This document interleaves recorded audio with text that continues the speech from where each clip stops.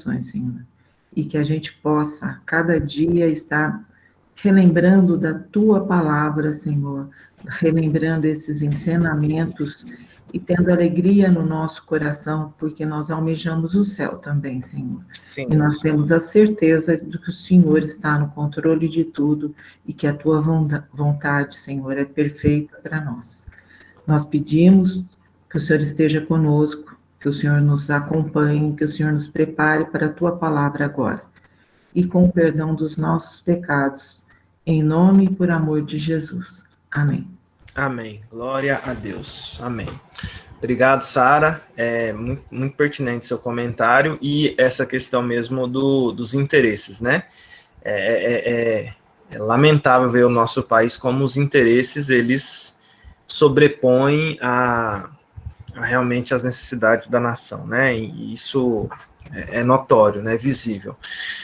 Outra coisa que a gente percebe também, e é de se parabenizar, que no nosso país tudo indica que o protocolo médico para o combate à Covid está sendo muito bem executado pelos médicos. Já há evidentemente, por ser uma doença do jeito que ela é, mas todo o protocolo que foi adotado, você percebe que é um protocolo que é eficiente, que dá bom resultado. Então, eu quero parabenizar aí os médicos, porque realmente, assim, conseguiram, evidentemente, né, tateando, caminhando esse tempo todo, mas descobriram um protocolo, já que a gente percebe que é eficiente, mas que não nos exime da responsabilidade de nos preservarmos, que é o que a gente precisa continuar fazendo, tá? E, dito isso, né, a gente precisa continuar em oração. Inclusive, peço oração a vocês também, comunico que hoje à noite eu vou tá sendo o pregador no culto hoje, né? Hoje eu que prego aqui no culto da IPCamp.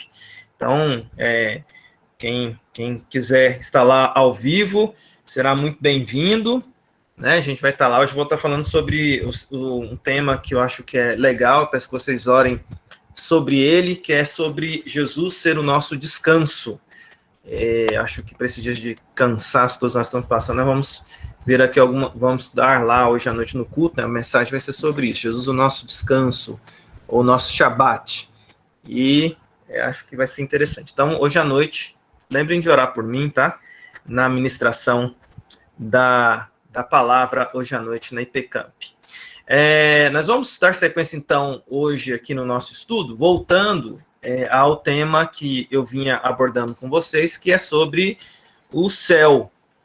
E a gente vai continuar falando, então, sobre essa questão, e eu vou expor aqui para vocês, aqui, então, Alguém levantou a mão? Ah, tem a opção agora, o Google Meet tem de levantar a mão. Olha que bonitinho, levanta a mão, aparece aí que pediu a palavra. Muito bom, né? A pessoa pede a palavra, coloca a mãozinha assim, ó, quero falar, levanta a mão. Muito bem, nós vamos, então, eu vou compartilhar com vocês aqui Aliás, antes de continuar aqui, só dar as boas-vindas para quem chegou aqui, depois que a gente já tinha dado o início.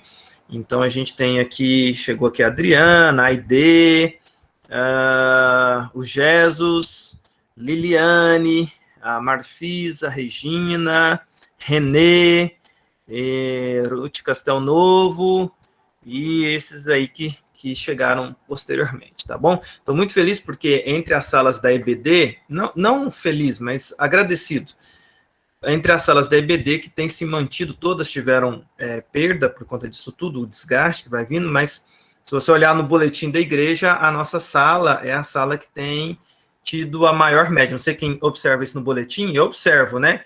Como que está lá a média da classe, né? Então, a nossa classe é que tem se mantido domingo após domingo com uma boa média de frequência. E eu agradeço muito a vocês pela paciência, pela parceria.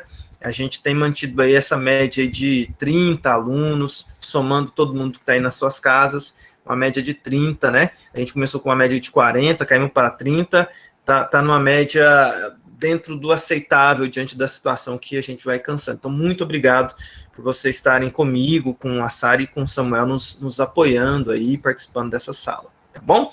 Muito bem, vamos lá então eu vou compartilhar aqui com vocês a tela do material, que é a última parte da gente falando aqui a respeito da doutrina do céu. E Vocês estão vendo? Conseguem ver? E dentro disso, deixa eu pedir para a querida Leda, a Patrícia continua lá nas atividades lá com a Beatriz, na gincana que está aí, um mês de gincana, né? Acho que hoje é o último domingo, ou próximo domingo, não sei.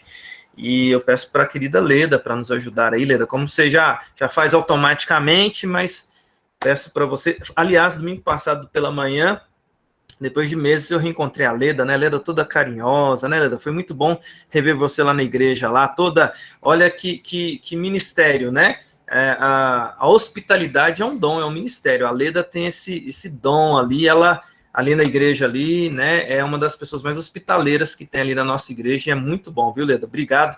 E depois de tanto tempo sem a gente se ver, né, toda afetuosa, eu até falei assim, mas eu não tinha te visto, não, Leda? Ela, não, tem 6 meses não se viu. Eu falei, gente do céu, olha que alegria reencontrar. A alegria do reencontro é uma bênção, né? E muito bom. Então, a Leda vai ficar responsável por fazer as anotações aí, e eu vou, então, aqui mostrar para vocês o nosso slide aqui.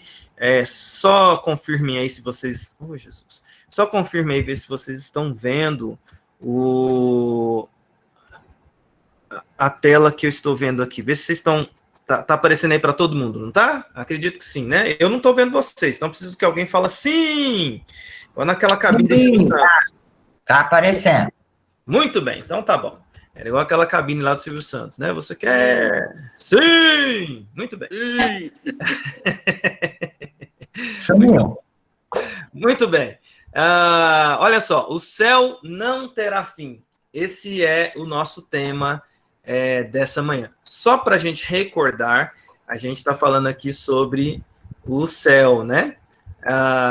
O céu e o inferno. Nós falamos sobre o inferno, e aí nós estamos falando aqui o que faz do céu um lindo lugar, né? Eu quero começar aqui relembrando aqui o que a gente já falou aqui, né? A gente falou aqui do Isaac Asimov, que falou, né? Quaisquer que sejam as torturas do inferno, penso que a chatice do céu seria pior. Esse é um cara que escreveu obras de ficção que são referência para Hollywood até hoje, né?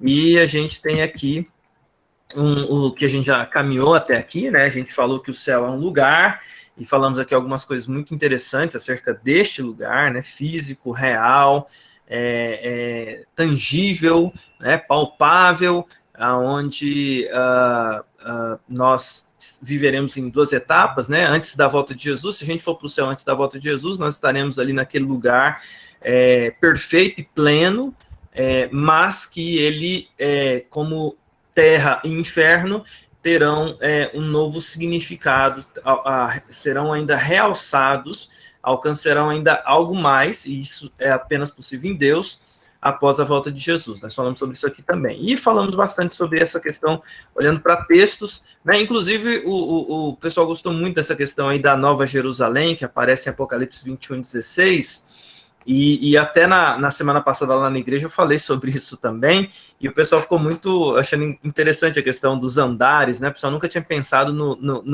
na Nova Jerusalém como lugar que tem andares, né? Mas aqui, veja bem que isso aqui é uma tese. Olha a palavrinha aqui, ó, espaço para 600 mil andares, tá? Tem espaço para que sejam construídos 600 mil andares de 2.200 quilômetros cada andar, né? E isso é fascinante pela quantidade de pessoas que pode caber ali. O pessoal estava brincando, né? Quem vai morar na cobertura e quem vai morar no primeiro andar, né? Eu acredito que quem vai para a cobertura do céu é ali, né? Os 12, Paulo, Elias, José. Eu, se pegar ali o segundo andar, o primeiro está valendo para mim. Que andar que você vai morar no céu, na Nova Jerusalém, é a pergunta que ficou na sala lá na igreja domingo passado. Muito bem.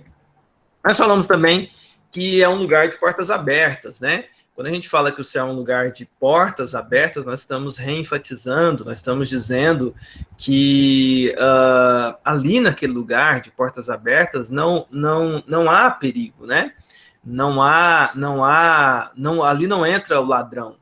E além de não entrar o ladrão, nós também só entramos lá na nossa melhor versão, que só é possível em Cristo Jesus. Então, aquilo tudo que nós temos de mazela no coração, aquilo tudo que nós temos, inclusive, não só do ponto de vista do pecado, tá? É importante enfatizar isso aqui.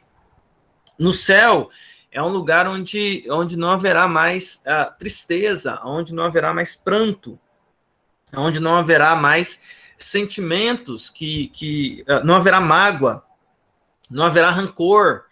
E isso é importante a gente pensar por essa perspectiva, tá? O céu é um lugar onde a gente não encontra mais essas coisas findarão.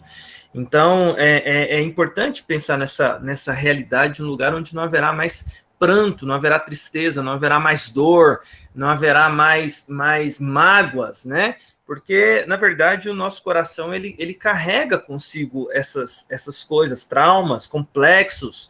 E quando a gente fala de complexo ele pode ser em vários aspectos, né? Eu conheço pessoas com complexo de inferioridade e conheço pessoas com complexo de superioridade. Tem gente que tem uma foto na internet que é muito engraçada, que é um gatinho, essas fotos clássicas de internet, de domínio público, né? Tem uma foto na internet que é um gatinho olhando no espelho, e o gatinho, quando olha no espelho, ele vê um leão, né? Então, do mesmo jeito que tem pessoas com complexo de inferioridade, por causa dos traumas da vida, também há pessoas que, por causa das circunstâncias da vida, têm ali complexo de superioridade.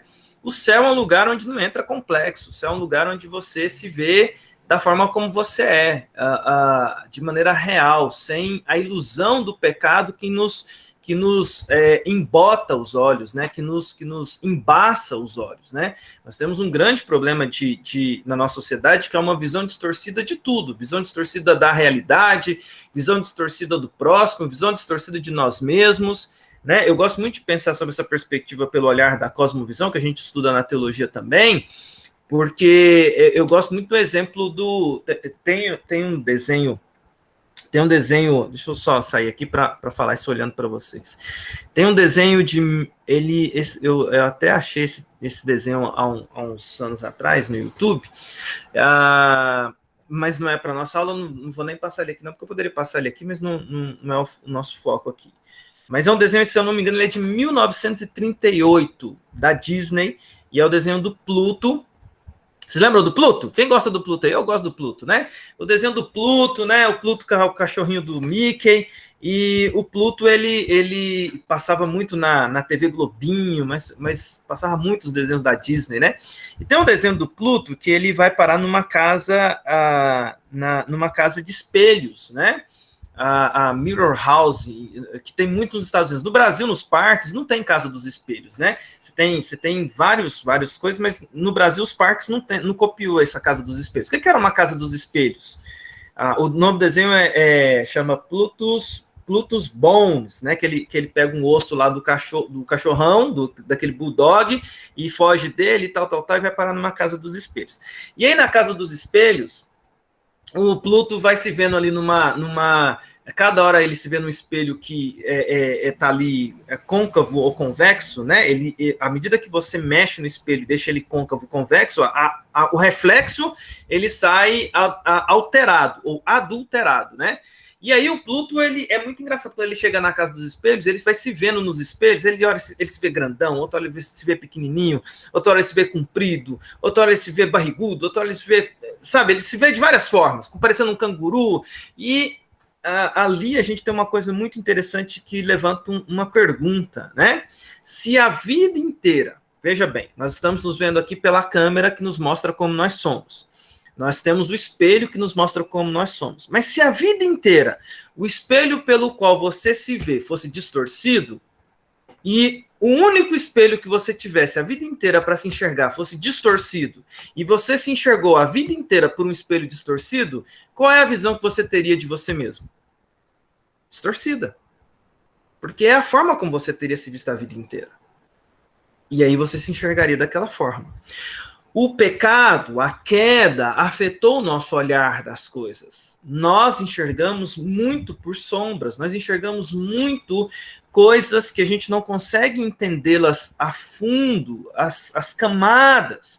E aí a gente encontra pessoas com complexos terríveis de inferioridade, pessoas com complexo de superioridade, porque tudo isso é fruto de uma visão que ela constrói. Pessoas com visão da realidade totalmente diferentes umas das outras. A gente está vivendo uma sociedade hoje que constrói visões da realidade das mais várias formas, seja pelo ângulo da política, seja pelo ângulo da ciência, seja pelo ângulo da teologia, da filosofia, construções que são feitas, às vezes, parciais, divorciadas, né? A gente tem na sociedade gente que acha que a ciência não conversa com a teologia, que a teologia não conversa com a ciência, que a teologia não conversa com a filosofia não conversa com a ciência, e aí divide as coisas, e aí constrói visões parciais e distorcidas da realidade.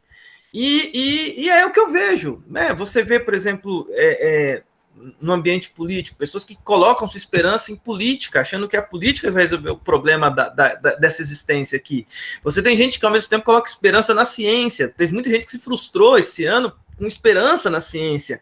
Tem gente que tem uma visão equivocada da teologia, que acha que constrói uma visão de um Deus gênio da lâmpada, que Deus vai vir fazer, sabe?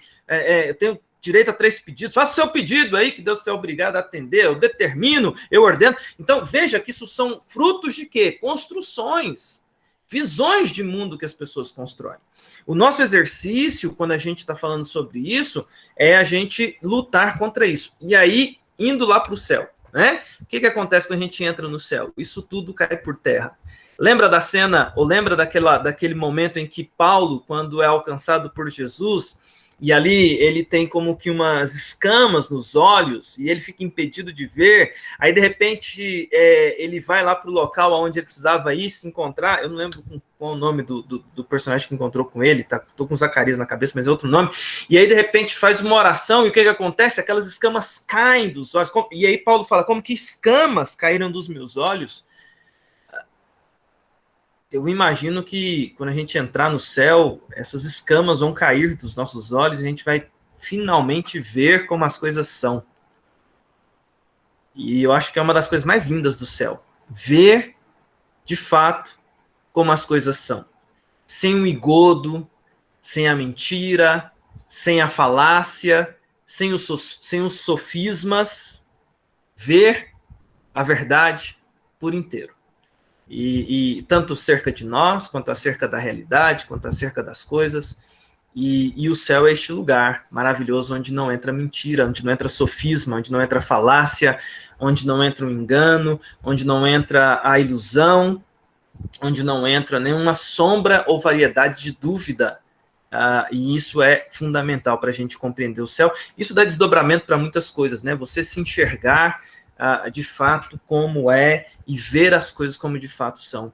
Maranata, né? Nosso coração se enche de esperança com respeito ao céu. Então, a gente falou muito sobre isso, e aí deixa eu voltar lá para a nossa aula, no sentido da sequência aqui, e vamos lá, e a gente então comentou desse aspecto do céu, né? Esse lugar onde não entra essas coisas, por isso que é um lugar de portas abertas, não há possibilidade de obras das trevas ingressarem para dentro do céu, né? E isso é uma realidade muito, muito bonita e que a gente deve observar, né? E falamos, uma coisa que a gente falou aqui é que se tem uma coisa que não vai acontecer, é a gente ficar entediado. E agora a gente chega aqui no último texto aqui que fala que o céu não terá fim. Então, a gente ingressa aqui nessa última parte aqui da nossa aula, falando aqui que o céu é um lugar que não vai ter fim. Olha que coisa interessante. Alguém abra para nós lá, Apocalipse 22:3. Aliás, comecemos todos abrindo Apocalipse 22:3. Deixa eu pegar aqui minha outra Bíblia. Apocalipse 22:3. Não precisa ler não, tá? Eu vou ler aqui, que é o nosso texto primeiro aqui, para a gente começar a nossa jornada dessa manhã. Apocalipse 22:3. Na verdade, deixa eu ler aqui o 22. Eu vou fazer o seguinte, eu vou ler aqui o capítulo 22 todinho, tá? Vamos ler o capítulo 22 de Apocalipse, que é o último capítulo da Bíblia. Eu gosto muito dessas coisas. Vamos lá. Então me mostrou o rio da água da vida, brilhante como cristal, que sai do trono de Deus e do Cordeiro.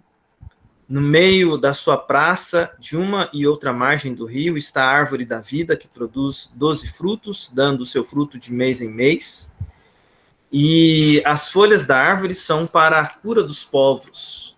Nunca mais haverá qualquer maldição. Nela estará o trono de Deus e do Cordeiro. Os seus servos o servirão. Contemplarão a sua face e na sua fronte está o nome dele.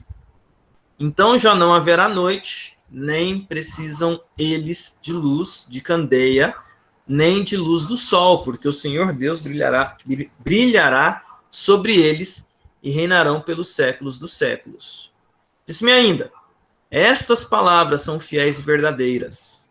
O Senhor, o Deus dos espíritos dos profetas, enviou o seu anjo para mostrar aos seus servos as coisas que em breve devem acontecer.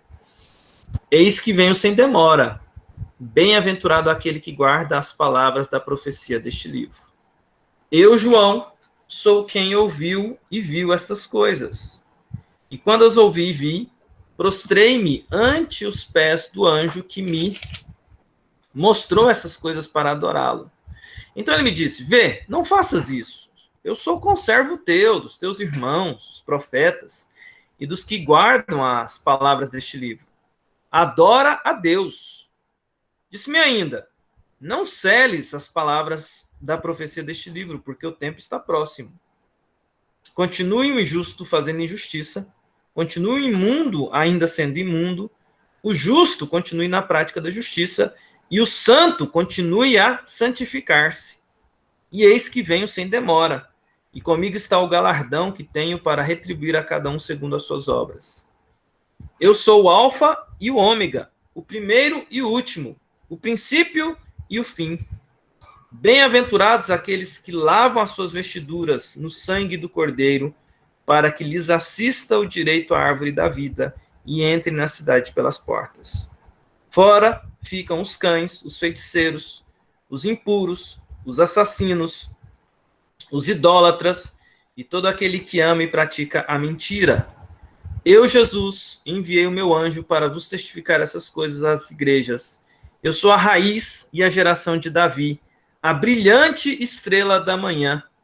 O Espírito e a noiva dizem, vem. Aquele que ouve, diga, vem. Aquele que tem sede, venha. E quem quiser, receba de graça a água da vida.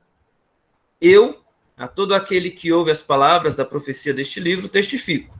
Se alguém lhes fizer qualquer acréscimo, Deus lhes acrescentará os flagelos escritos neste livro. E, se alguém tirar qualquer coisa das palavras do livro desta profecia, Deus tirará a sua parte da árvore da vida, da cidade santa e das coisas que se acham escritas nesse livro. Aquele que dá testemunho destas coisas diz, certamente venho sem demora. Amém. Vem, Senhor Jesus. A graça do Senhor Jesus seja com todos. Interessante esse capítulo 22, porque ele descreve eventos futuros e eventos ali para o presente de João, inclusive com orientações dizendo, olha, se alguém, essas palavras são fortes e verdadeiras, se alguém ousar retirá-las ou acrescentar, vai sofrer as devidas situações, né, as consequências de fazer isso virá da parte de Deus. A responsabilidade de quem manuseia a palavra de Deus, ela é sempre muito grande. E aqui a gente tem alguns elementos importantes para a gente poder pincelar para esse último aspecto, né, que o céu não terá fim. Essa perspectiva de o céu não ter fim é a perspectiva de algo totalmente novo para nós. Veja bem, tudo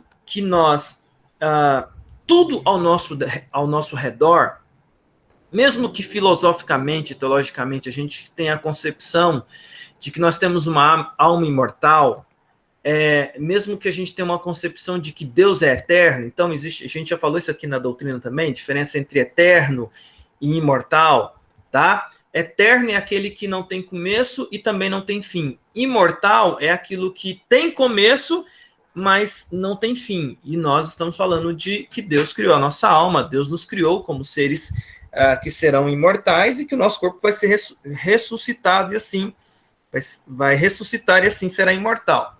Entretanto, o nosso corpo aqui nessa terra perece. Quando a gente está falando desses conceitos de imortal, a gente está falando de uma coisa que para nós, por mais que a gente fale, é algo com o qual a gente não tem contato prático. A gente tem contato filosófico, a gente tem um contato pela fé, teológico e pela fé, pelo crer, nós cremos nisso, mas factualmente a gente não tem contato com absolutamente, a não ser o fato pela fé, nós temos contato com o transcendente, que é com Deus, que é eterno.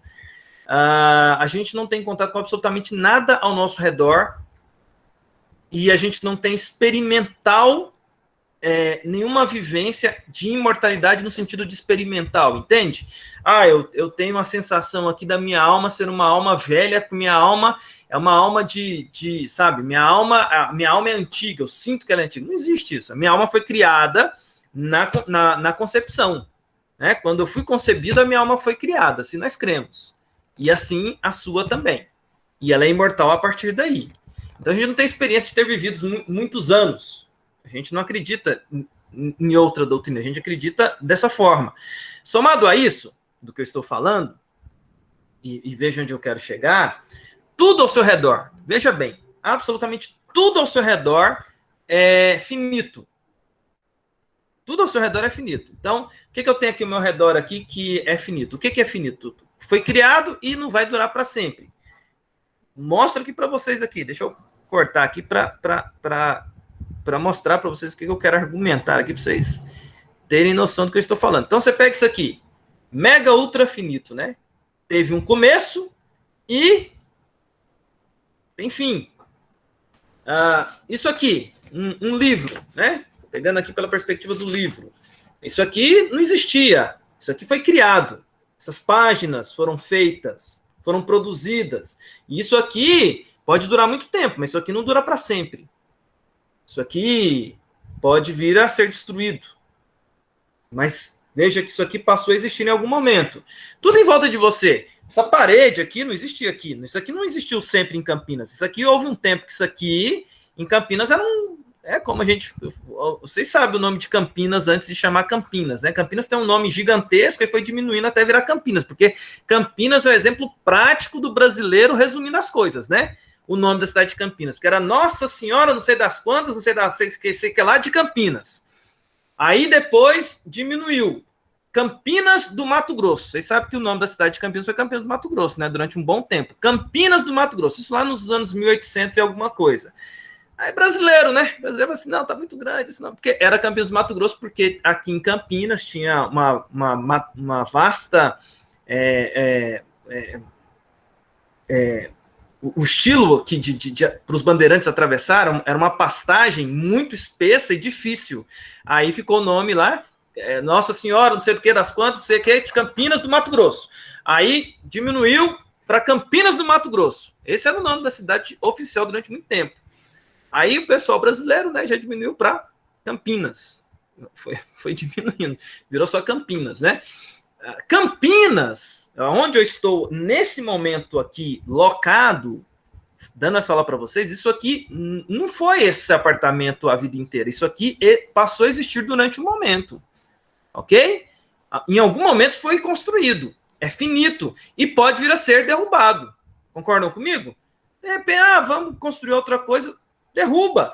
Eu estou aqui em frente a uma cama, ela passou a existir em determinado momento. O computador que eu estou usando passou a existir. Tudo em volta de mim é finito, inclusive aquilo que me adorna.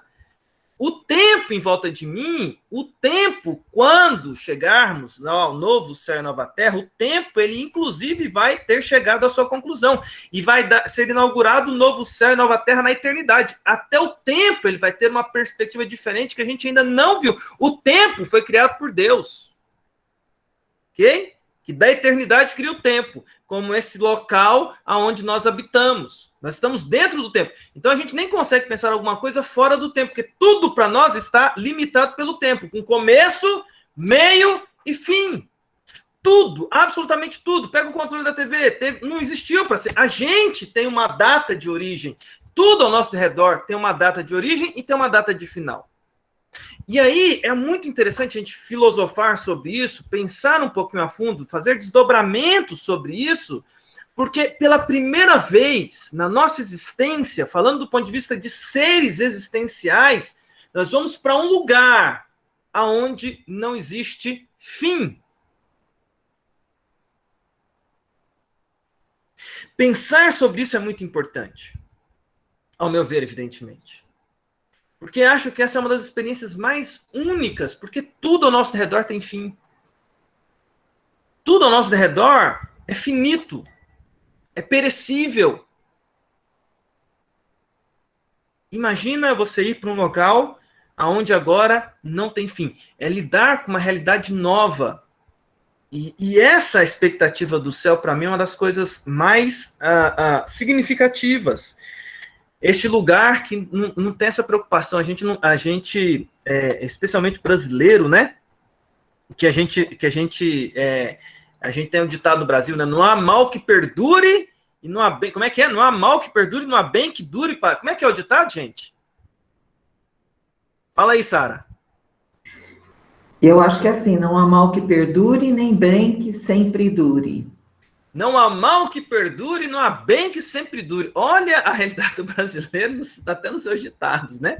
Você tá tudo bem, fica por ele em pé, porque não há bem que dura para sempre. Tá tudo mal, também fica tranquilo, porque não há mal que dure para sempre, né?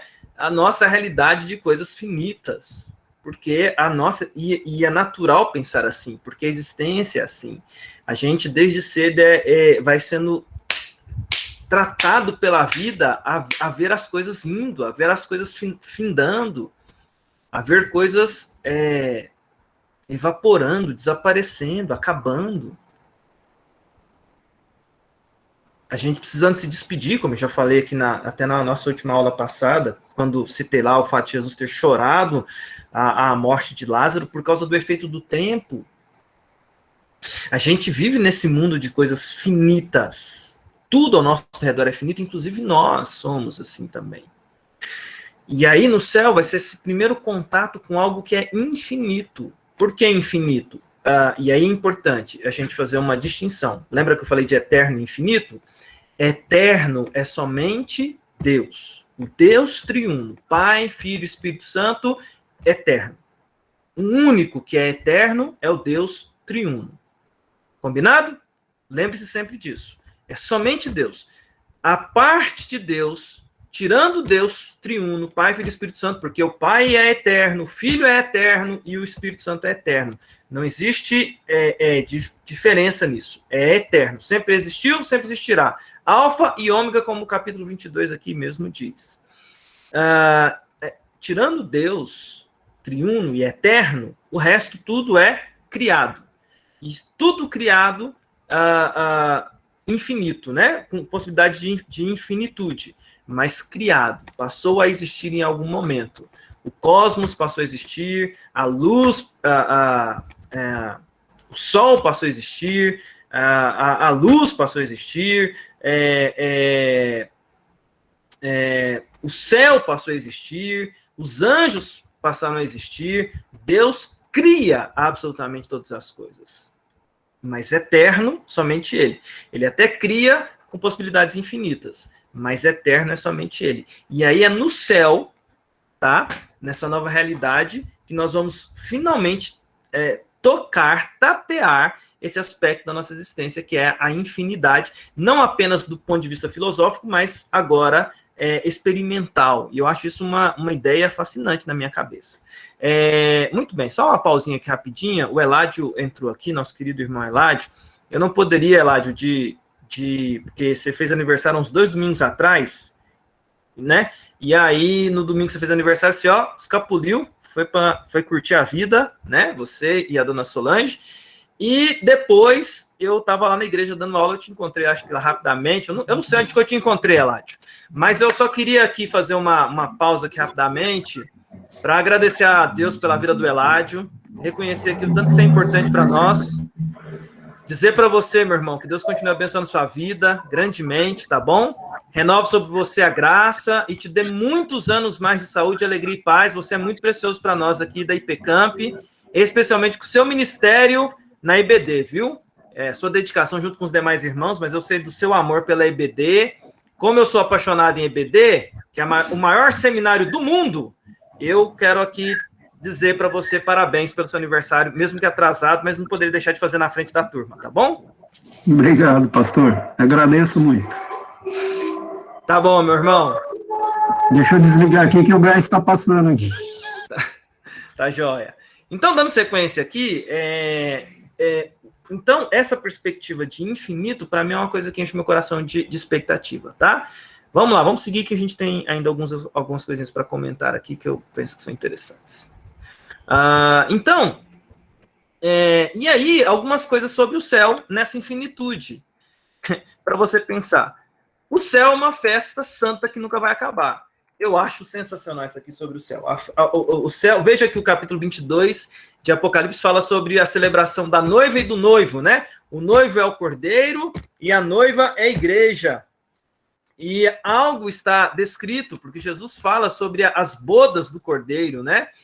Ele fala em várias parábolas acerca do céu, como um banquete, como uma celebração, como uma festa. Ele fala que quando o pecador se arrepende, há festa no céu. Ele fala que há uma celebração. Apocalipse 24, Salmos 24. Aliás, alguém lê para nós aí o Salmo 24, por favor. Alguém abra para nós aí e leia o Salmo 24. É um salmo que fala do Messias. Ele é um salmo messiânico, ele é um salmo que aponta para Jesus. Ele está falando de Davi, mas é um salmo que ele é messiânico, ele tipifica a Cristo. Alguém leia o Salmo 24 aí inteiro para nós aí, por favor. Abra rapidinho e leia para nós.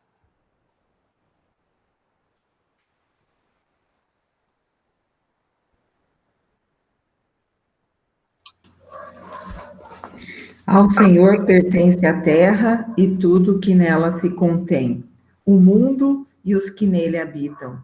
Fundou a ele sobre os mares e sobre as correntes a estabeleceu. Quem subirá ao monte do Senhor? Quem há de permanecer no seu santo lugar? O que é limpo de mãos e puro de coração, que não entrega a sua alma à falsidade, nem jura dolosamente. Este obterá do Senhor a bênção e a justiça do Deus da sua salvação. Tal é a geração dos que o buscam, dos que buscam a face do Deus de Jacó. Levantai, ó portas, as vossas cabeças, levantai-vos, ó portais eternos, para que entre o Rei da Glória. Quem é o Rei da Glória?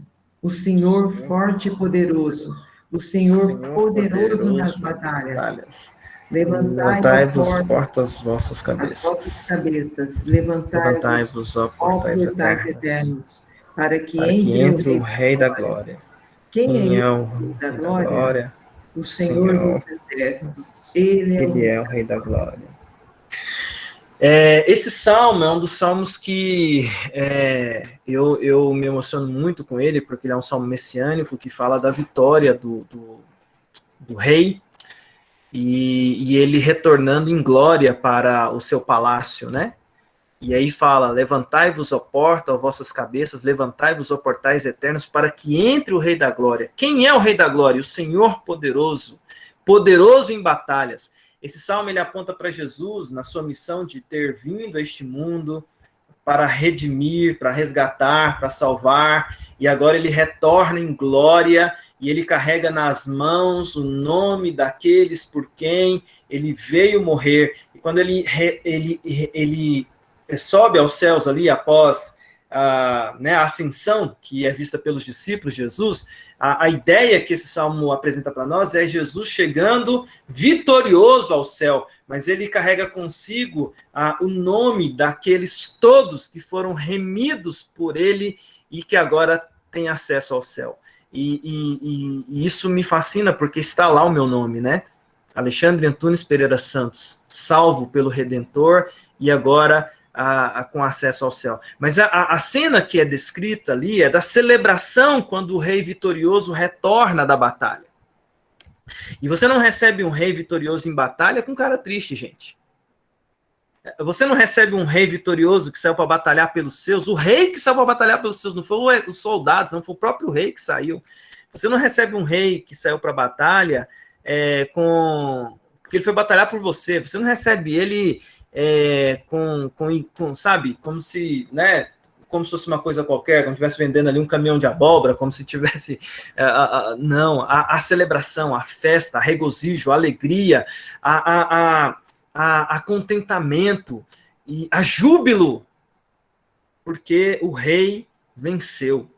E toda a descrição que é feita sobre o céu, sobre a volta de Jesus, sobre aqueles que estão no céu, sobre novo céu e nova terra, todas as descrições, elas apresentam elementos de celebração.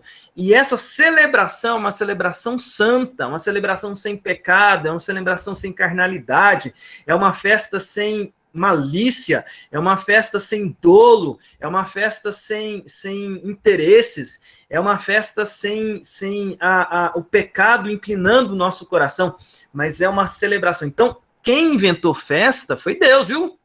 Tá? Deixa eu dizer isso bem para você. Quem inventou festa foi Deus. Assim como Deus inventou coisas maravilhosas. O que o diabo faz é pegar tudo aquilo que Deus fez de bom e corromper com o pecado. E aí, você pega aquilo que é bom, que é a festa, e aí o pecado faz ter baile funk. Então, você pega algo que é bom, a ideia da festa é boa. Aí o que o pecado vai lá e faz? Deixa eu transformar isso aqui no inferno, deixa eu transformar isso aqui numa mazela, deixa eu transformar isso aqui no pior. Aí cria o baile funk, cria essas coisas horrorosas aí, que as pessoas com anseio de celebração vão e são consumidas, destruídas. E esse é outro engano do inferno que eu já falei aqui. O inferno, se tem um lugar que não vai ter festa, é o inferno. Se tem um lugar aonde haverá choro e ranger de dentes, este lugar é um inferno. Até eu acho que eu só vi um vídeo falando aqui sobre deixa eu ver se eu salvei aqui o cara fazendo propaganda do inferno. Deixa eu ver se eu acho esse vídeo aqui. Mas achei muito interessante alguém contando essa história justamente do céu. Achei aqui. Deixa eu ver se eu consigo compartilhar ele aqui ainda até o final da aula. Mas muito bem. Eu tenho que abrir ele aqui no meu Facebook. Eu acho que eu não sei se eu consigo. Mas muito bem. Outra coisa importante aqui sobre o céu, que é uma ilusão que a gente pensa. A gente fala assim, eu já ouvi até gente falando assim, se o céu for ficar aquele paradão, eu já vi gente falando para mim, acho que eu já até comentei isso aqui, se no céu for aquele paradão, eu prefiro, sinceramente, eu prefiro ir para outro canto. E se tem uma coisa que não vai acontecer no céu, então, aos aposentados e pensionistas aí, deixa eu dizer uma coisa para você, céu não é lugar de aposentadoria não, viu? Primeiro porque no céu não tem pessoa... Lembra que eu falei aqui? Que no céu não tem nem criança, nem idoso, tá? Todos estarão na sua plenitude no céu, inclusive do ponto de vista existencial. E é infinito esse estado, tá? É um estado permanente. Assim como a roupa do pessoal que saiu para o deserto, ela não se pereceu, nós não mais seremos perecíveis no céu. Não tem esse aspecto mais. E é uma coisa interessante, no céu a gente vai trabalhar, tá bom? No céu vamos trabalhar. E alguém falou assim, mas se no céu vai ser, tem um pessoal do coral aqui, né? Falou assim, no céu vai ser só ficar cantando música, mas eu nem gosto tanto de ficar cantando música, no céu for ter só coral. Bem, é evidentemente que o céu é um lugar de adoração e adoração perfeita, e a gente ama a adoração, coros, tudo isso, com certeza isso tem no céu. Mas não limite o céu pensando que é apenas isso. Uma coisa eu sei que não tem no céu. Isso eu posso dizer para você que tem no céu. Sermão. Sermão não tem no céu.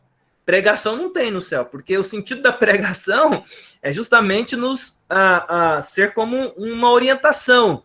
Ser como um aio, um apontamento. No céu não precisa mais disso. Mas música vai ter no céu. Música tem no céu. E trabalho vai ter no céu.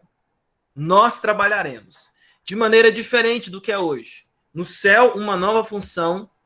No céu, na sua nova função, você vai amar nunca estará cansado, ou será egoísta, ou se sentirá derrotado, mente pura, alegria inesgotável, músculos incansáveis, beleza eterna, e você vai estar trabalhando. Já pensou nisso? Porque a nossa cultura ocidental colocou no trabalho, por conta de todos os desmandos, colocou no trabalho uma perspectiva de fardo e o trabalho é uma perspectiva de maldição.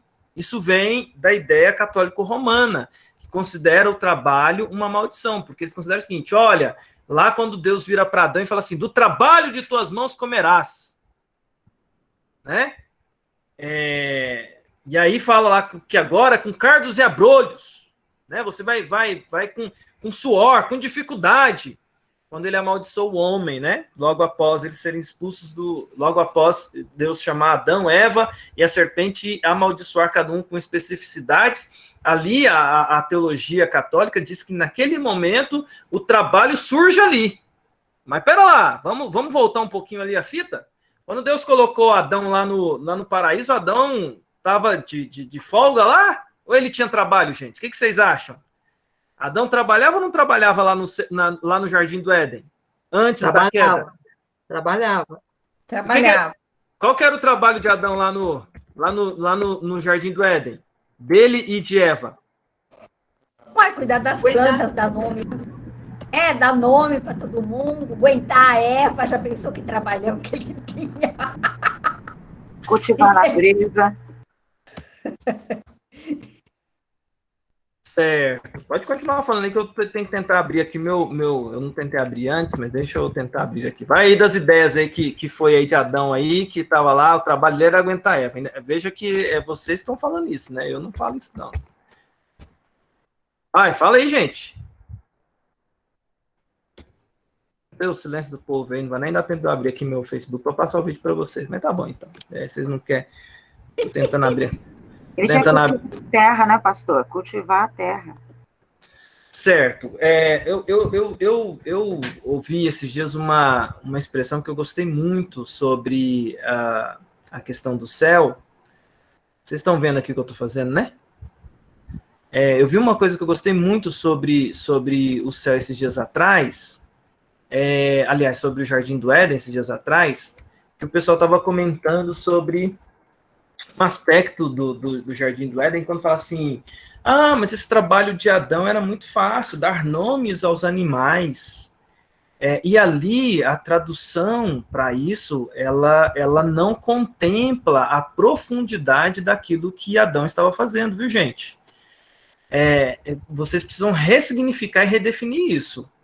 Quando Deus está dizendo para Adão assim, tá vendo aqui? E Deus termina lá a criação e diz, aqui está o jardim, você é meu mordomo nesse jardim, ali estão os mandatos cultural, espiritual e social. O mandato social era no relacionamento dele com Eva e de Eva para com ele, então um cuidar do outro, então isso é trabalho também, a perspectiva de que eu estou cuidando de algo que não é meu.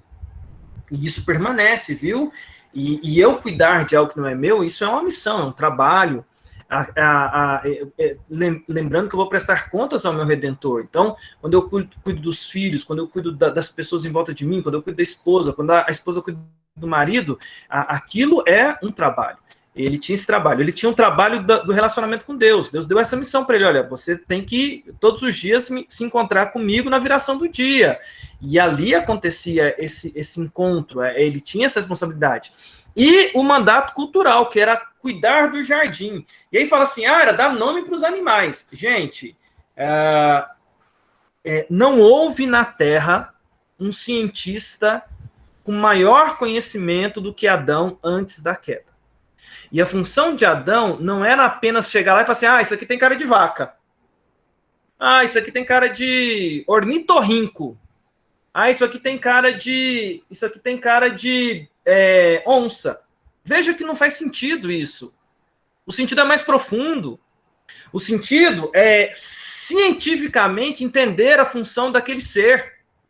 Cientificamente entender como que aquilo ali se encaixava. Era descobrir aquilo, era estudar aquilo, era catalogar aquilo tudo que estava ali. e aprofundar nesse catálogo. E não somente isso, há aspectos no Adão, que antes da queda que a gente não consegue perceber, porque a queda arranca tudo isso, que envolve também dar sentido àquilo que Deus fez, como alguém que está ali nessa função. Então, o dar nome é dar significado, é entender e dar significado. É muito mais profundo do que esse mesmo assim, isso aqui tem cara de vaca, isso aqui tem cara de onça, isso aqui tem cara de tamanduá. É mais profundo, a gente não consegue às vezes captar, e isso era trabalho. Quando a gente fala, e isso não é no sentido do fardo, é bênção, e quando a gente pensa na eternidade, o céu é um lugar onde vai acontecer trabalho, mas pela perspectiva não do fardo, não de você estar num lugar que você não gosta, não de você fazer algo que você não se sente habilitado para aquilo, não buscando salário, porque o problema do emprego é a sobrevivência, e ela tira o prazer, né, numa sociedade tão complicada como a nossa, tão cheia de pirâmides como a nossa sociedade não tem egoísmo, não tem vantagem, não tem cansaço, não tem fracasso, não tem opressão, não tem lucro de um em detrimento de outro, mas tem serviço. Captou? Alexandre. Só um minutinho, Ruth. Tem serviço. Porque o princípio, se você pegar o princípio do trabalho, e até a palavra serviço vem de servo. O princípio do trabalho é um princípio no qual eu tenho habilidades e eu sirvo ao outro com as minhas habilidades. E o outro, com a habilidade dele, me serve também. E aí, se você cria um sistema que funciona assim, de servos que servem uns aos outros com habilidades e talentos, você tem pessoas trabalhando com habilidades únicas e aquilo ali fluindo. Isso é trabalhar. E o céu é um lugar onde a gente vai ter esse aspecto sem as mazelas que existem na sociedade, mazelas sociais, mazelas culturais e mazelas estruturais que a gente tem. Fala, Ruth. Então, o que eu acho a grande diferença é o seguinte, que quando que serviço do paraíso para agora, não havia diferença de serviço. O que houve foi que Deus falou com o suor do teu rosto, e que, na realidade, anteriormente, não era com o Senhor do teu rosto, não é com abrolhos, com espinhos. Essa foi a diferença. O serviço, realmente, como você está falando, ele era existente. E era, tipo, igual o de agora, se alimentasse, sustentasse. E esse outro aspecto também, de que na realidade, sendo um auxiliar, né? Pelo fato dos nomes terem sido, Deus não podia chegar e falar assim, olha, daqui é a onça, daqui é o cavalo, daqui é o macaco, e você se contenta com isso. Não, Deus, ele deu esse privilégio ao Adão da participação nesse aspecto. Entende? Então, eu acho que realmente o que nós temos de diferença agora é esse mundo conturbado, essa coisa, né, que o diabo introduziu com a nossa desobediência, né? Tá certo? Pode continuar falando, o Ruth, porque eu estou tentando aqui digitar minha senha aqui para entrar aqui no... Eu nem lembro a minha senha, mas já foi, não consegui a minha senha, não. Mas muito bem, voltando aqui, eu depois tenho que achar minha senha aqui, eu nem sei qual que é a minha senha do Facebook. Eu queria mostrar um vídeo para vocês, mas vamos lá, vamos para a reta final, que a nossa aula já está acabando, e eu não terminei aqui, mas eu vou terminar ela, tá? Outra coisa aqui, o que a Ruth colocou, eu concordo em partes, né, lá a diferença é que a partir do momento da queda, o trabalho passou a ser sim uma maldição, tá?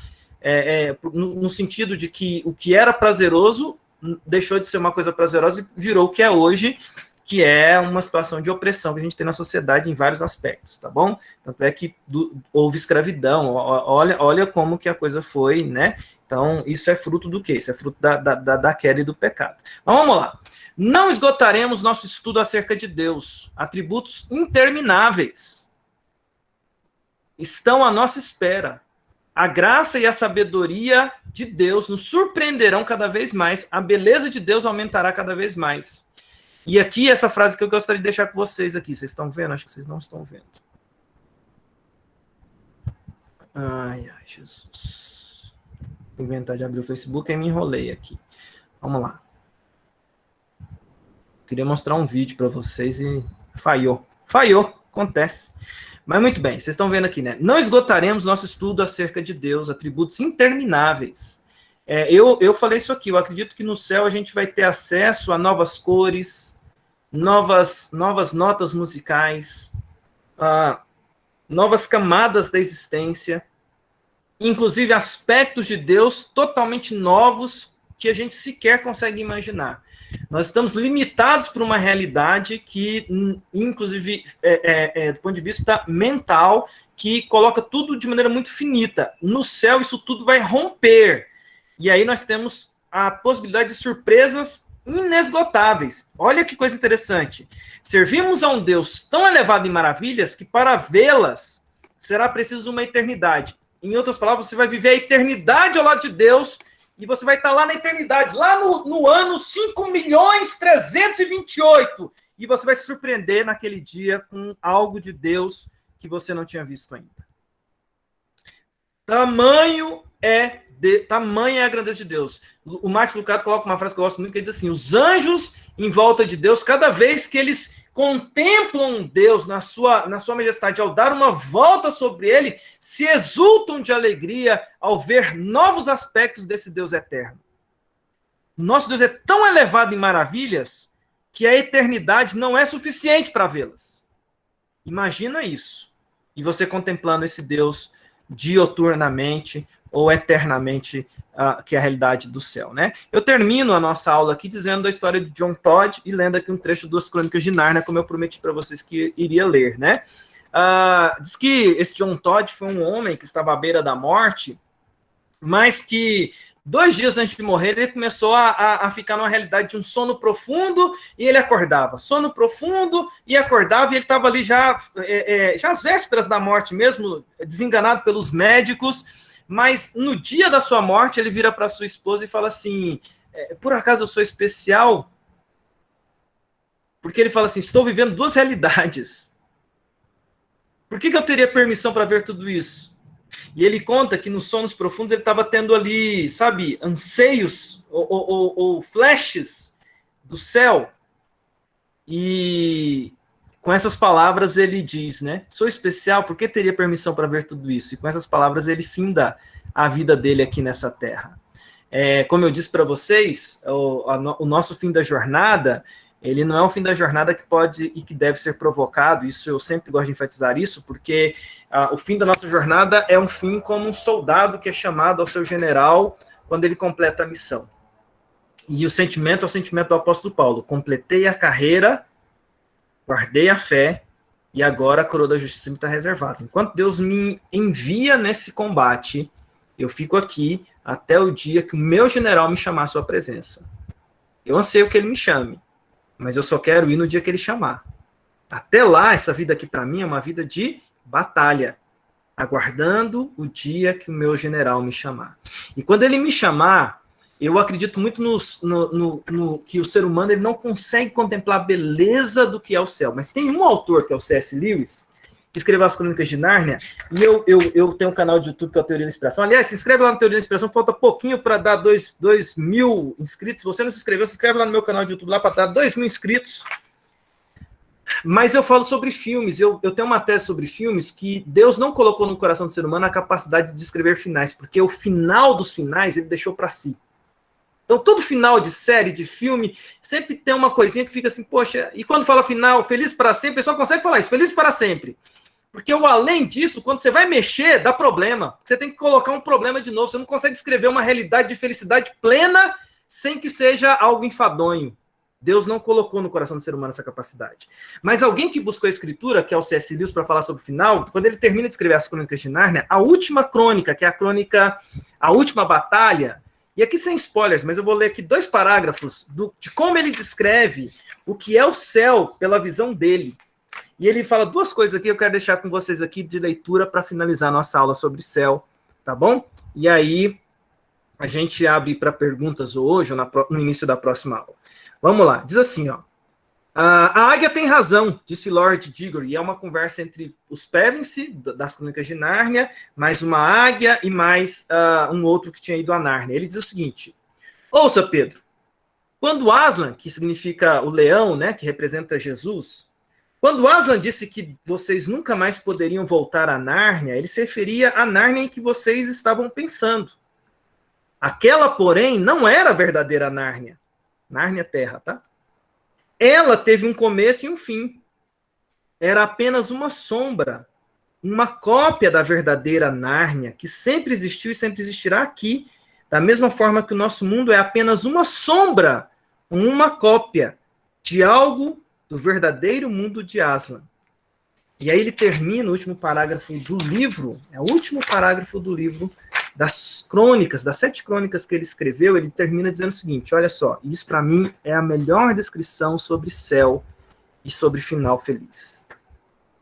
E, à medida que ele falava, já não lhes parecia mais um leão.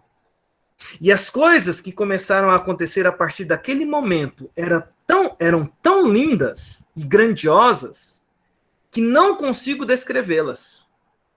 Para nós, este é o fim de todas as histórias, e podemos dizer com absoluta certeza que todos viveram felizes para sempre.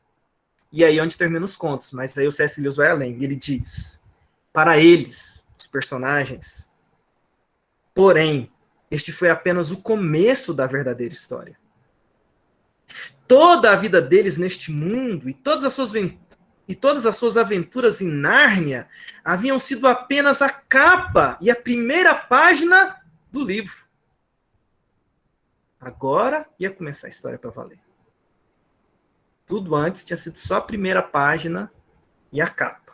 Imagina, tudo que você viu aqui é só a primeira página e a capa.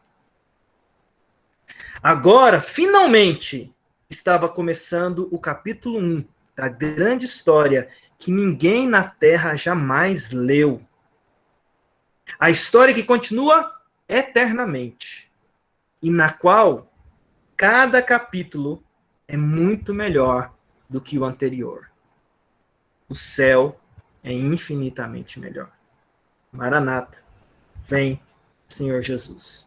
Com isso eu quero terminar nossa aula sobre o céu, agradecer vocês pela atenção, desejar que Deus possa abençoar o coração de cada um de vocês, agradecer por cada um dos que pacientemente aguentaram até aqui, agradecer a Leda, que me ajudou aqui anotando tudo. E aqui eu li as Crônicas de Nárnia, o último livro, tá? A sétima crônica, que chama A Última Batalha. Leia, se você não leu, leia. É um livrão, leia as crônicas todas, para você entender a sétima e última. E a gente vai orar encerrando, agradecendo a Deus por essa aula, pela oportunidade que a gente tem aqui de estudar o que a gente estudou, tá bom? E a gente deixa as perguntas para a próxima, tá bom, Leda? E aí pode ter espaço para perguntas, para questionamentos, que a gente vai fazer isso com o tempo. Mas eu queria orar para a gente poder encerrar. Na verdade, eu queria pedir para alguém orar, e eu não sei, às vezes a gente, como professor, a gente sempre pede para os mesmos alunos para fazer oração, né? Quase a gente fica aqui repetindo. Professor é tudo assim igual, né? Você marca uns ali e fica sempre os mesmos, né? A vida inteira é os mesmos. A vida inteira é aqueles mesmos alunos. Mas, assim, eu confesso que tem algumas coisas que me marcam e algumas orações que me marcam. E eu vou ser repetitivo hoje. Nas próximas eu vou pedir gente diferente. Mas hoje eu vou pedir para a Ruth Oliveira para orar, porque eu acho a Rutinha uma das pessoas assim, que, para mim, a Rutinha, sempre que eu olho para ela, eu sinto uma cidadã do céu perto de mim, assim, porque para mim a Ruth é a presença de Deus perto de nós, assim, tão abençoada que essa mulher é. E eu gosto muito do jeito da Ruth, da maneira como a Ruth vive o cristianismo, ela é bênção na minha vida. Eu queria que você orasse para nós, eu te agradecendo por essa aula e finalizando o nosso assunto. Pode ser, Rutinha?